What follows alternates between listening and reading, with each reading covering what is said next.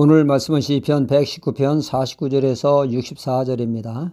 하나님의 역사는 언제나 말씀으로부터 시작되죠. 하나님의 첫 사역은 창조 사역이었습니다. 그 위대한 창조 사역을 무엇으로 이루셨습니까? 가라사대, 즉 말씀으로 이 우주 만물을 지으셨습니다. 말씀의 역사로 되어진 것이죠. 아담과 하와에게 주신 것도 말씀이었습니다. 창세기 2장 16절로 17절에 여호와 하나님이 그 사람에게 명하여 가라사대 동산 각종 나무의 실과는 내가 임으로 먹되 선악을 알게 하는 나무의 실과는 먹지 말라. 내가 먹는 날에는 정령 죽으리라 하시니라. 이 말씀은 하나님의 축복의 동산에서 아담에게 주시고 그에게 가장 귀한 것, 생명을 보존할 수 있는 말씀을 주신 것입니다. 죽지 않고 영원히 살 수 있는 생명의 말씀을 주신 것이죠. 아담이 말씀을 하나님께 받았을 때 하와는 아직 지음을 받지 못했죠. 그러니까 하와는 아담을 통하여 하나님의 말씀, 생명의 말씀을 받게 된 것입니다. 이처럼 하나님은 직접 말씀을 주시는가 하면 간접적으로 말씀을 주시기도 합니다. 모세는 하나님께 직접 대면하여 말씀을 받았는가 하면 이스라엘 백성들은 모세를 통하여 말씀을 받게 된 것입니다. 직접 받든 간접으로 받든 하나님의 말씀은 말씀입니다. 하나님이 우리에게 주시는 말씀의 기능은 첫째로 소망을 준다는 사실이죠. 49절로 주의 종에게 하신 말씀을 기억하소서 주께서 나로 소망이 있게 하셨나이다. 우리 인생에 있어서 반드시 소망이 있어야 합니다. 소망이 있는 자 오늘의 어려움을 믿음으로 헤쳐나갈 수 있는 힘을 제공받게 되어지죠.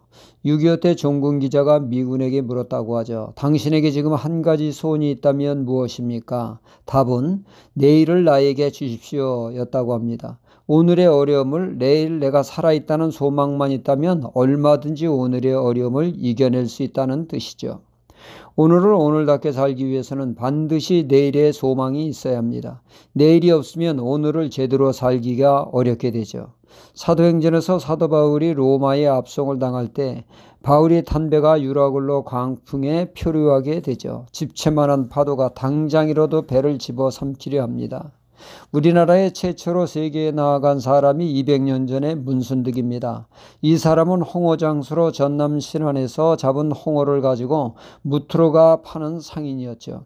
이 사람이 홍어를 다 팔고 신안 섬으로 오다가 광풍을 만나 표류하게 되어 오키나와에 가게 되었고 그곳에서 배를 타고 또 가다가 광풍을 만나 이번에는 필리핀에가 표류하다가 거기서 건짐을 받게 됩니다. 그는 마카오까지 구경하며 신세계를 보고 3년 2개월 만에 그는 고향으로 돌아오게 되었습니다.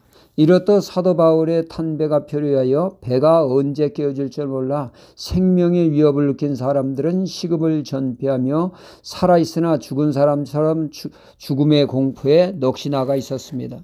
그런 그들에게 사도 바울이 간밤에 하나님께 받은 말씀을 전합니다. 여러분이 안심하라. 이 배는 깨어지지만 우리 모두 전원 살게 될 것이라고 하나님의 말씀을 선포했습니다. 그러니 걱정 말고 식사를 하십시오. 물에 빠져 죽기 전에 굶어 죽겠습니다. 그려. 그 말에 소망을 품게 된 그들은 비로소 제정신을 차리고 식사를 함으로 기운을 차리고 말씀대로 전원 구원받게 되었습니다. 이렇듯 하나님의 말씀은 어려운 현실을 인내할 수 있는 소망을 줍니다. 하나님이 아브라함에게 아들을 주마 말씀을 주셨습니다. 그것도 75세인 노인에게 말이죠. 그의 계산에는 한두 해 전에 주시겠지 했지만 10년이 지나도 20년이 지나도 강감무소식이었죠. 이 어려운 때에 믿음으로 극복할 수 있었던 것은 말씀이 주신 소망이 있었기 때문입니다. 로마서 4장 18절로 21절에 아브라함이 바랄 수 없는 중에 바라고 믿었으니 이는 내 후손이 이같으리라 하신 말씀대로 많은 민족의 조상이 되게 하려 하심이라. 그가 100세나 되어 자기 몸에 죽은 것 같으나 사라의 태에 죽은 것 같음을 알고도 믿음이 약하여지지 않고 믿음이 없어 하나님의 약속을 의심치 않고 믿음에 견고하여져서 하나님께 영광을 돌리며 약속하신 그것을 또한 능히 이루실 줄을 확신하였으니 말씀하십니다. 말씀의 소망이 끝까지 믿음으로 나아갈 수 있게 했다는 것이죠. 이렇던 말씀은 우리에게 소망을 심어줍니다. 또한 말씀은 우리에게 위로를 준다는 얘기죠. 삶의 우여곡절로 어려움을 당할 때 힘을 실어주는 말씀은 강력한 위로로 넘어지고 쓰러져 있는 우리로 다시금 일으켜 세우는 힘이 있게 됩니다.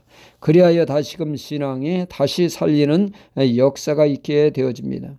이사야 40장 1절에 너희 하나님이 가라사대 너희는 위로하라 내 백성을 위로하라.